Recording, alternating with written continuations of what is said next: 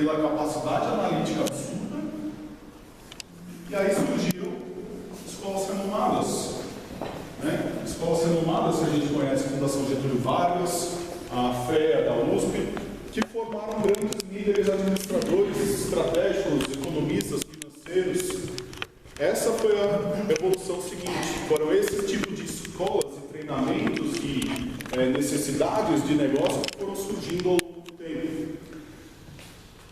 Quando eu me deparei fazendo essas pesquisas e aprendendo a respeito sobre isso, eu fiquei um pouco chocado de perceber que a Fundação Getúlio Vargas, ou uma FEA, por exemplo, que hoje tem ainda os MBAs mais renomados do Estado, do Brasil, são escolas que foram fundadas na década de 40.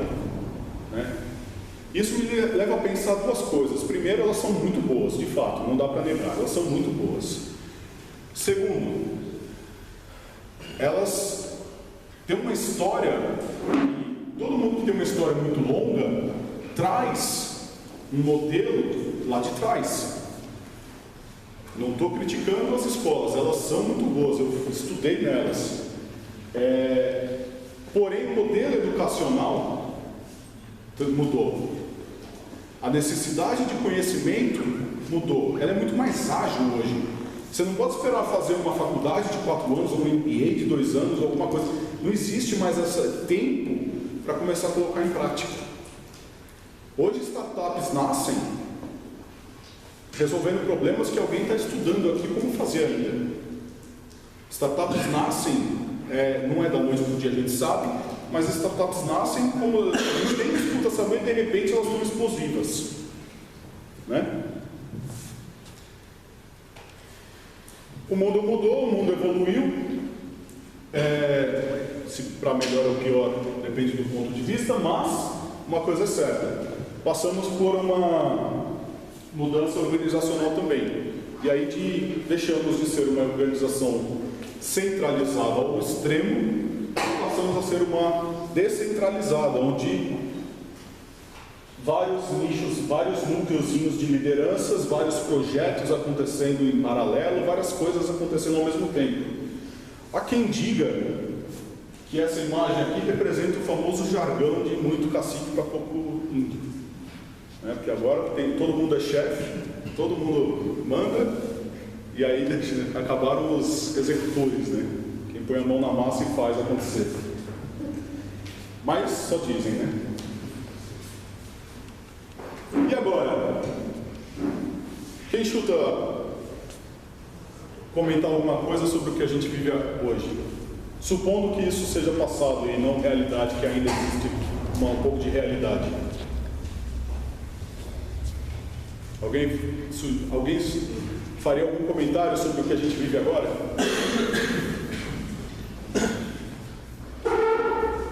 Eu falo. A gestão do conhecimento mais compartilhado. Gestão do conhecimento compartilhado. Mais aberta. Gestão do conhecimento compartilhado. Total verdade em 3 palavras que mudam tudo. Gestão, conhecimento e compartilhamento.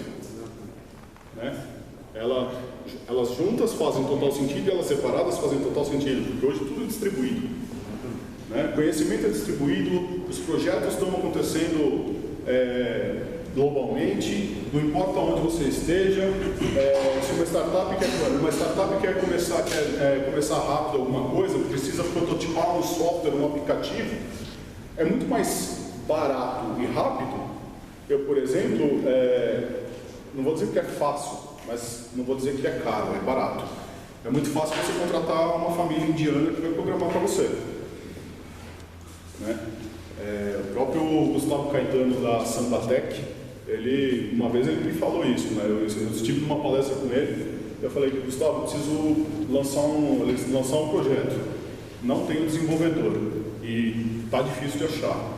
Cara, manda um projeto para a Índia, muito fácil. Tudo está distribuído, né?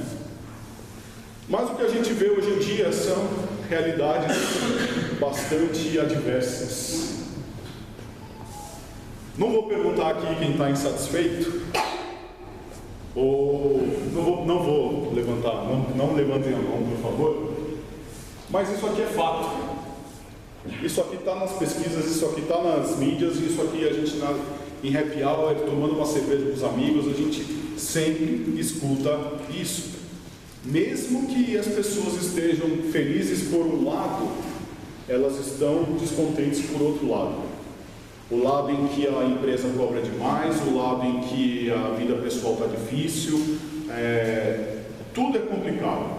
Não que o ser humano seja simples, não que o ser humano seja fácil, mas isso aqui é uma realidade.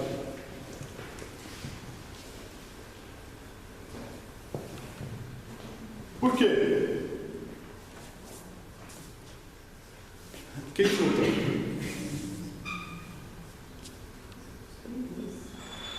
Oi? Esse é o meu ponto. Pode ter N motivos, mas o líder. Um líder, ele não precisa de cargo. Um líder, ele não precisa de nada. Um líder, ele é um líder. Ele não é só um chefe. Ele pode ser um chefe também, mas ele é um líder. Para você ter noção do impacto que um líder, seja ele seu chefe ou não, para você ter noção do impacto que ele causa na sua vida, existem números comprovando. Eu não coloquei aqui, eu não pesquisei esses números porque não faria sentido, mas eu quis falar. Existem números que comprovam depressão, doenças ligadas a estresse, esse tipo de coisa, diretamente associadas ao estresse que você tem no trabalho, causadas pelo líder. Que nem o líder, nem a pessoa está sabendo. Mas uma palavra mal colocada pode ficar na sua cabeça remoendo. Uma atitude mal colocada pode ficar na sua cabeça remoendo. E quanto mais tempo ficar remoendo, mais difícil vai ser o processo. E por isso a gente encontra esses números. Depressão, Alzheimer, pressão alta, diabetes, infarto, esse tipo de coisa está tudo associado, não que está tudo associado ao seu líder. Não vai jogar a culpa nele também. A culpa é nossa também. Porque além de ser da outra pessoa, o líder, lembra que o líder não precisa de cargo? Logo, eu que não tenho cargo, eu posso ser o líder. O líder, no ponto, eu tenho um projeto acontecendo, e esse projeto depende de pessoas. As pessoas só criam conexões para fazer acontecer a partir de vontades de fazerem isso acontecer. A partir de vontades de cada um se conectar e fazer acontecer. Isso também é liderança. E aí o que a gente mais vê são fotinhos bonitas, né, estampadas nas caras das mídias e dos catálogos. Esse é o perfil de foto que a gente vê nas grandes corporações e tal. O que a gente sabe que acontece, mas não vê, quando a gente vê uma fotinho dessa e a gente fica impressionado. Nossa, esse lugar deve ser muito legal e tal, não sei o quê. É que o que acontece no dia a dia é isso aqui. Alguém? Não vou perguntar se alguém já viveu isso. Não. Mas alguém discorda disso? Não? Faz sentido isso que eu estou falando? Faz. Quando você tem esse tipo de atitude, vem aquele monte de estresse que a gente acabou de comentar. E aí eu gostaria de colocar algumas definições de liderança de escritores, filósofos, pensadores, que eu encontrei em portais específicos de liderança, que fala: liderança é o processo de influenciar as atividades de um grupo organizado em direção à realização de um objetivo. Bonito. Liderança é o processo de dar propósito ou uma direção significativa ao esforço coletivo e provocar o desejo de despender este esforço para atingir o objetivo. E a última, liderança é o que dá a uma organização sua visão e capacidade para transformar sua visão em realidade. Bonito, né? Legal.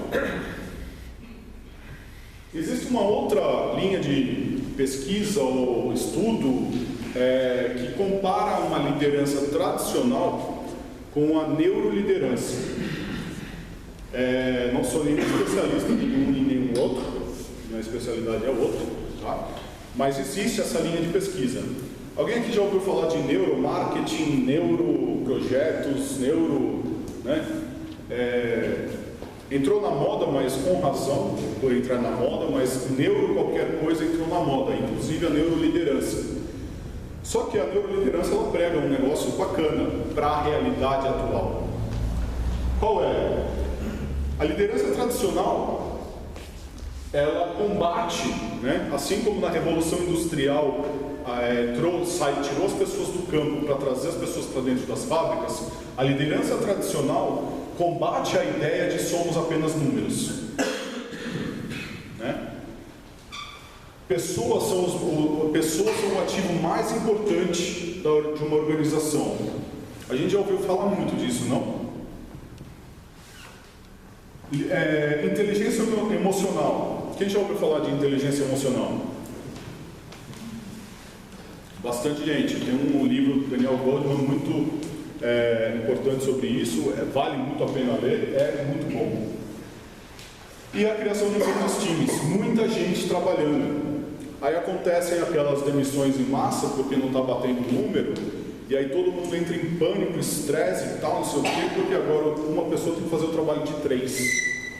Né? Por quê? Porque primeiro a gente construiu um time gigantesco, às vezes sim, às vezes não, mas pouco eficiente, talvez.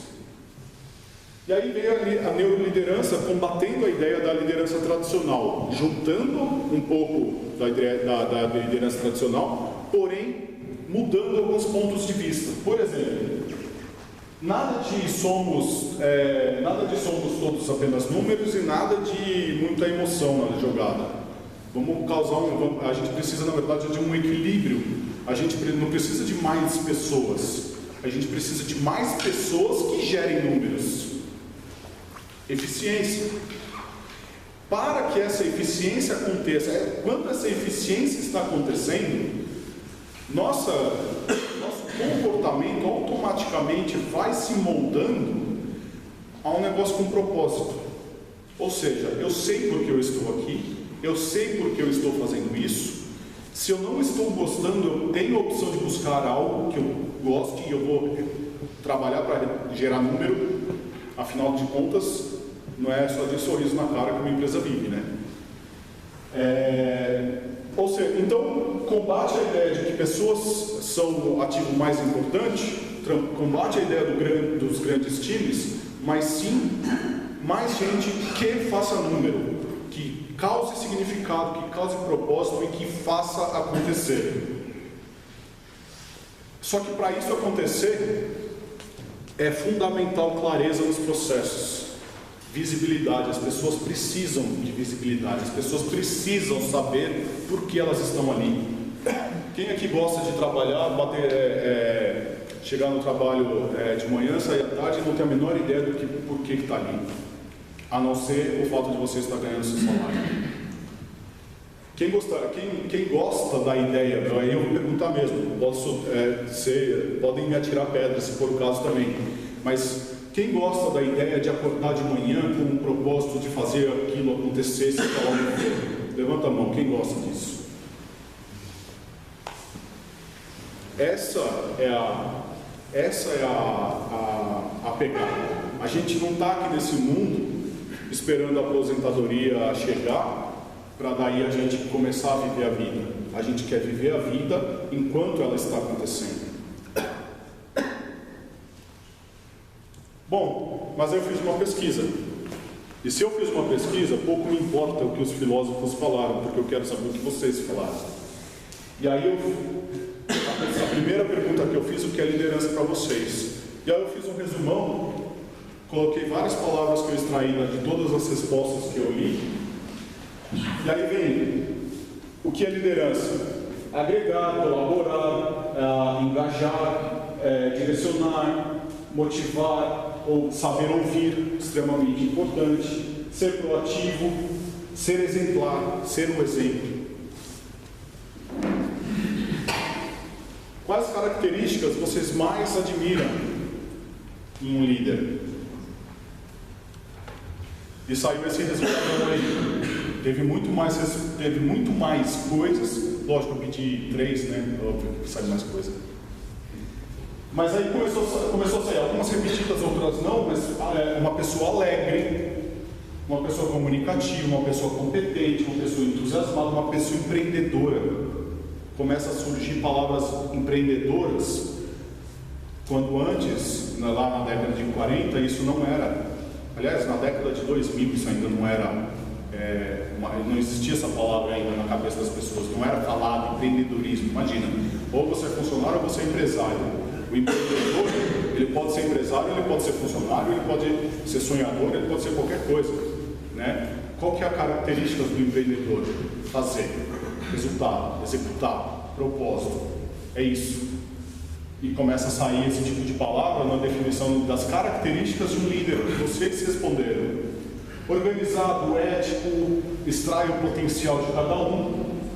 E aí veio uma palavra, veio uma frase lá, que eu não lembro exatamente a frase, mas eu extraí a palavra que mais me chamou a atenção. É uma pessoa que tem vida pessoal.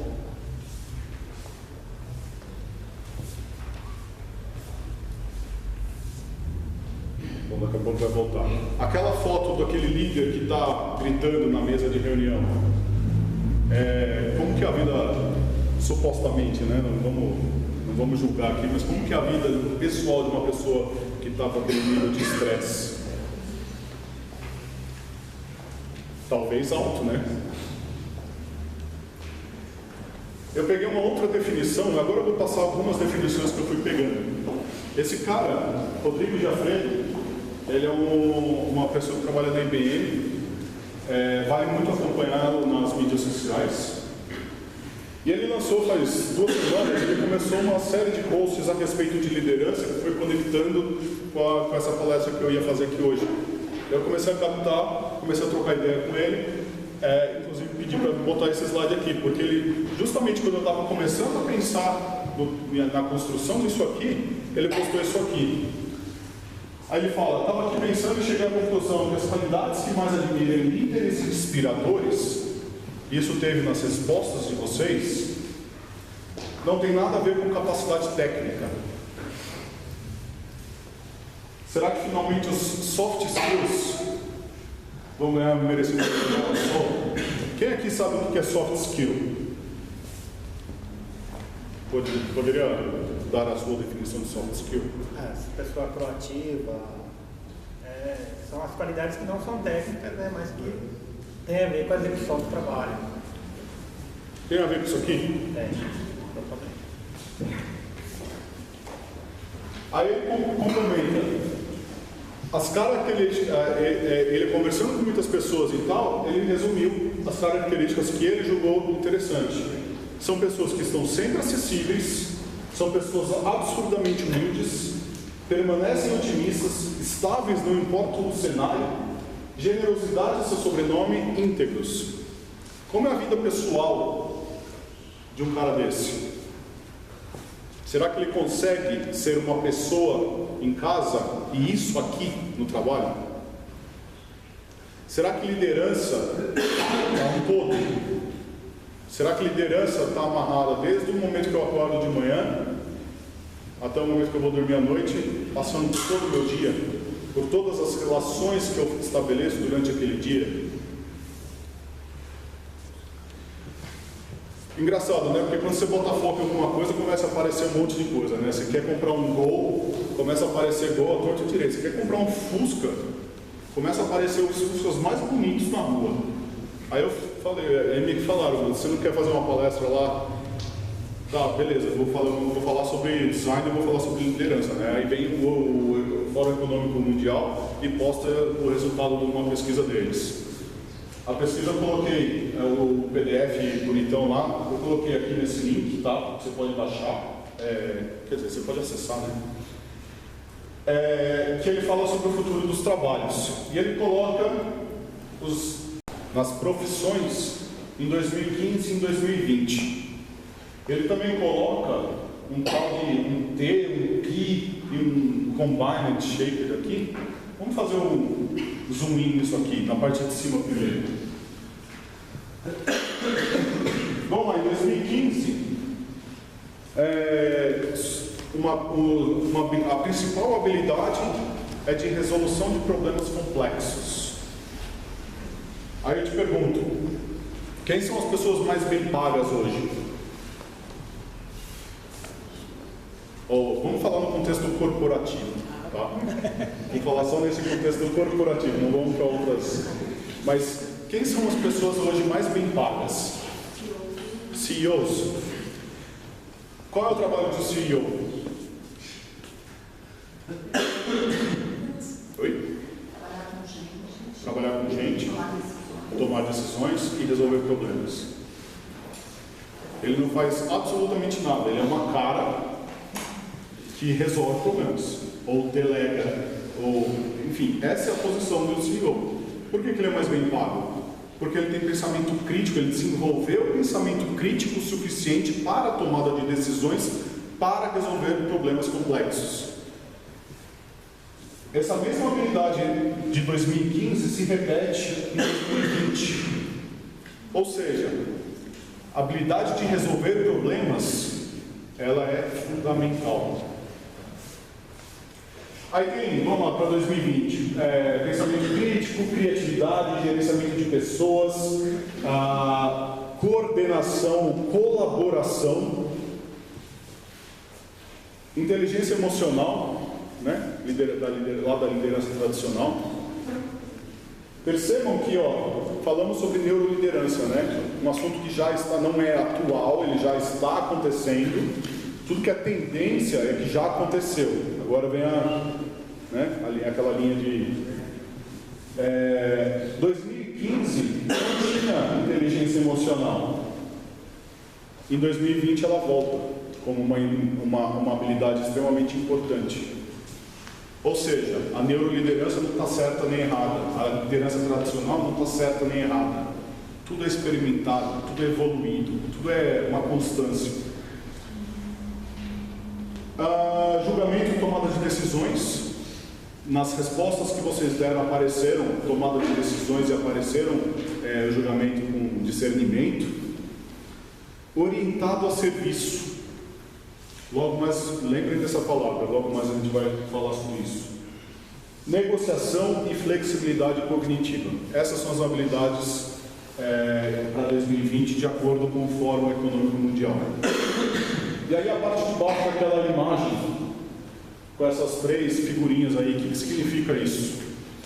Significa que uma pessoa hoje, para ter sucesso na sua vida, seja ela na carreira, seja ela na vida pessoal, ela precisa combinar habilidades técnicas, ela precisa sim ser especialista em alguma coisa, mas ela precisa trafegar sobre mundos diferentes.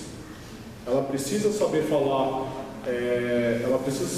com a sua família, ela precisa saber falar com uma vendedora, ela precisa saber falar com um atendente de call center, ela precisa trafegar entre mundos diferentes, ela precisa falar sobre agronegócio, ela precisa saber falar sobre o contexto brasileiro, ela precisa saber falar sobre o contexto na Indonésia, porque lá pode ter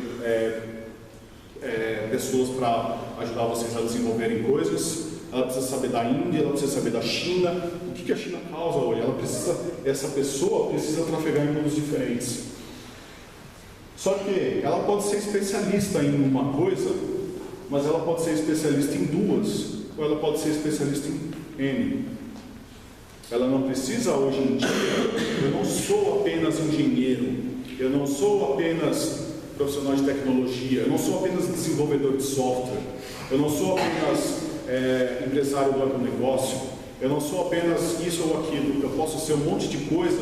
Por quê? Porque em cada momento diferente do contexto em que vocês estão vivendo, né, vocês interagem com pessoas diferentes, afinal vocês precisam circular em mundos diferentes.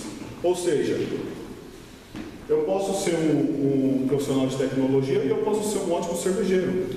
Ou nem tão ótimo assim. Na verdade, eu não sei nada de fazer cerveja, eu adoro beber mesmo. E aí eu pergunto de novo por quê?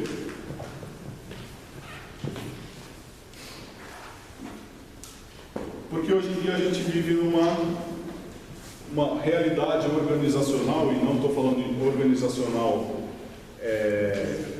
corporativo, mas sim organizacional como nós, como seres humanos, numa realidade distribuída, em que cada conexãozinha, nós somos cada ponta, cada bolinha disso aqui, e cada conexão faz sentido para uma coisa, e ela pode se desfazer porque ao momento que eu sou essa bolinha aqui, e eu tenho essas conexões em volta de mim, se eu saio de cena, a teia não quebra, a teia flui. E onde se aprende, onde é o novo mundo de educação para formar esse tipo de líder distribuído, gestão do conhecimento distribuído.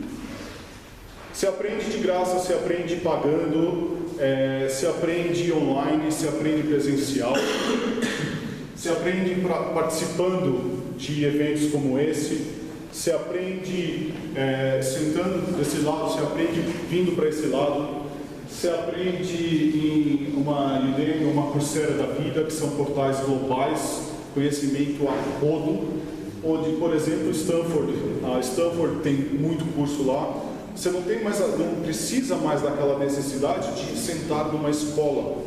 Por quê? Porque o que você precisa é do conhecimento. O conhecimento ele está disponível. O conhecimento ele está ali, está na internet e está de fácil acesso. Não só que ele está, não é uma questão de financeira, se ele é caro ou barato, independe, mas o conhecimento está disponível. Isso não é mais razão para você não aprender alguma coisa. Isso não é mais razão para você deixar de fazer alguma coisa.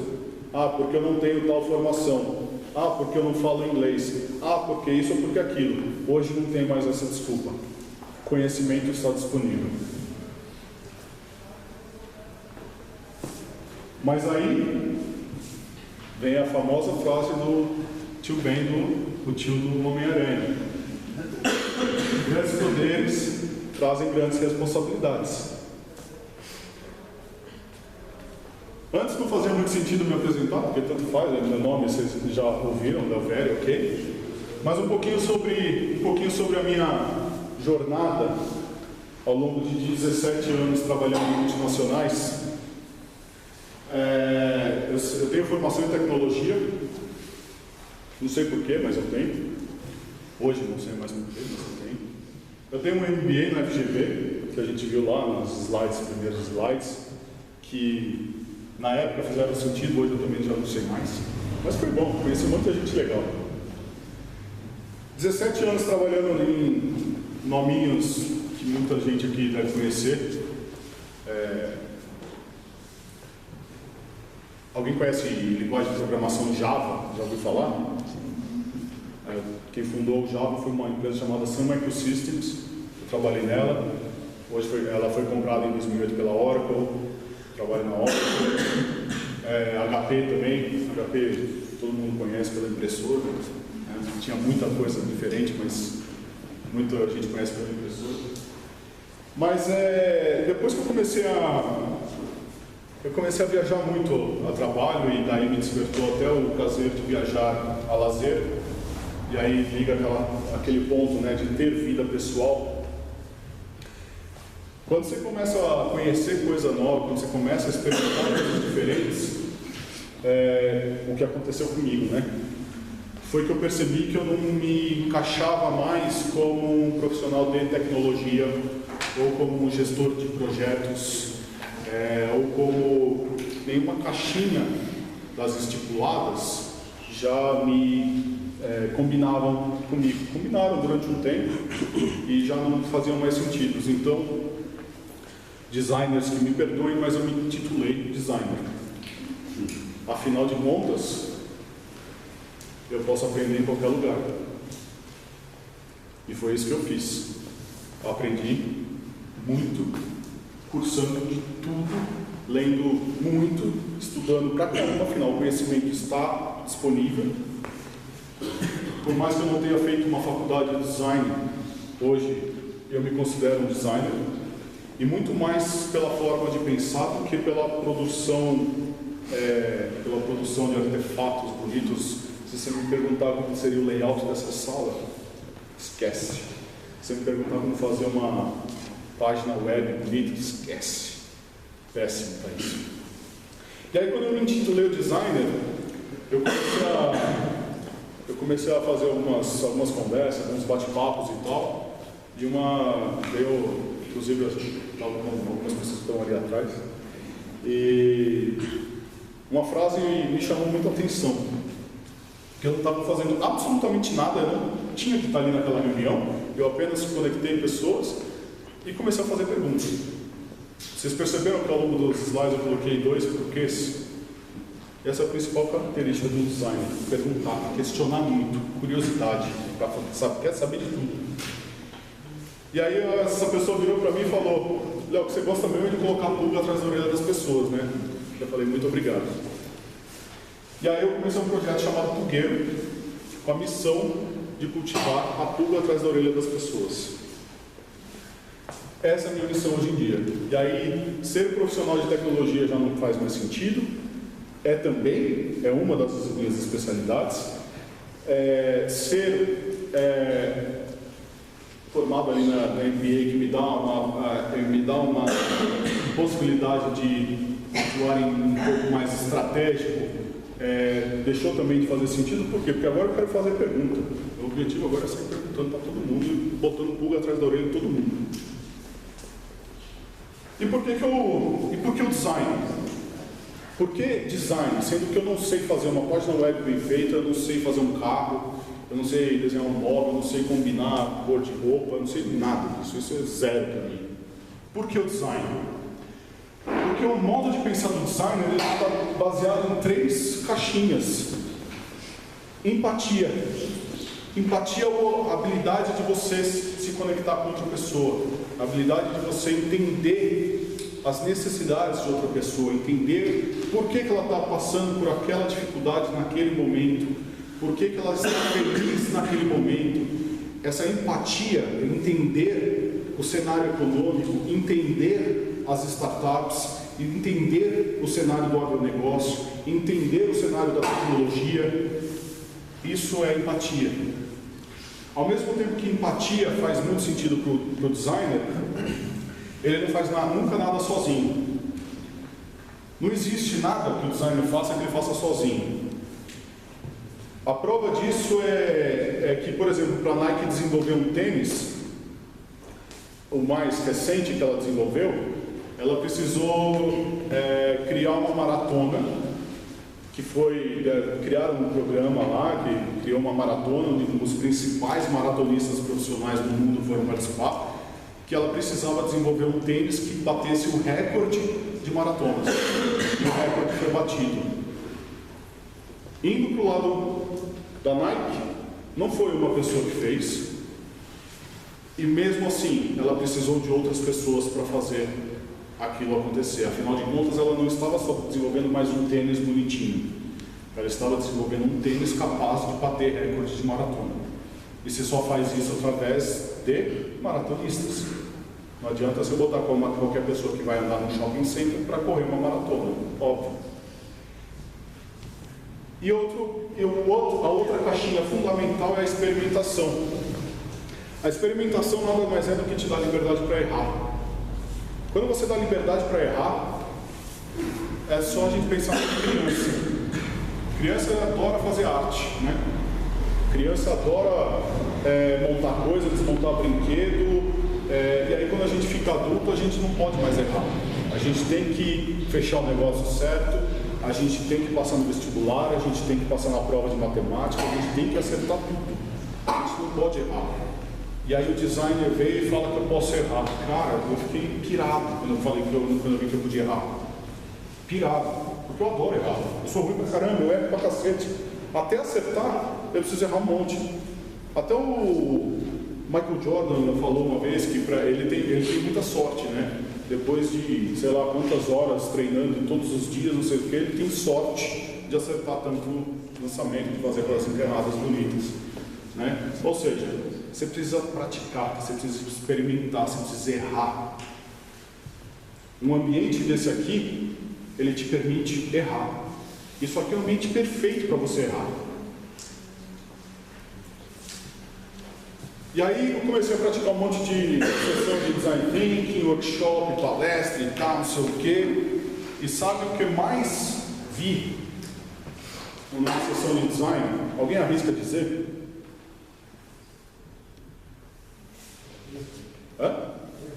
Não entendi. Erraram bastante, eu também errei bastante. Mas o que eu mais vi acontecer nas pessoas que estavam ali comigo, naquele momento, foi isso. Lembra dessa tabelinha que vocês criaram? Foi exatamente isso, as coisas que eu mais vi acontecer numa sessão de design. Eu comecei a ver pessoas que estavam escondidas atrás de uma mesa se brotarem como líderes, começarem a pregar post-it para a parede inteira, não ter medo de errar, pode pregar post-it amarelo, rosa, azul, pode pregar post-it de ponta cabeça, pode tirar o post-it errado, pode falar besteira. E eu comecei a ver isso, pessoas explorando, pessoas engajando, pessoas proativas e pessoas que às vezes no seu trabalho convencional estavam lá sentadas sem um posicionamento nenhum. E aí chega numa sessão e começa a causar geral. E sabe quais foram as características que eu mais vi brilhar nessas pessoas? Essas que vocês falaram. Faz sentido agora design para líderes? Trocadilho. E aí, de novo, tem vida pessoal. Quando a pessoa tem vida pessoal, quando ela vai participar de uma sessão de design thinking, de um workshop de design thinking, ela está buscando alguma coisa diferente.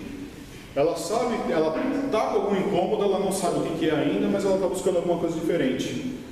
E aí o design, uma sessão de design thinking, um projeto de design thinking, um projeto de design de serviços, ele tem um resultado absurdo de você conseguir construir produtos e serviços com características empáticas, colaborativas e experimentativas.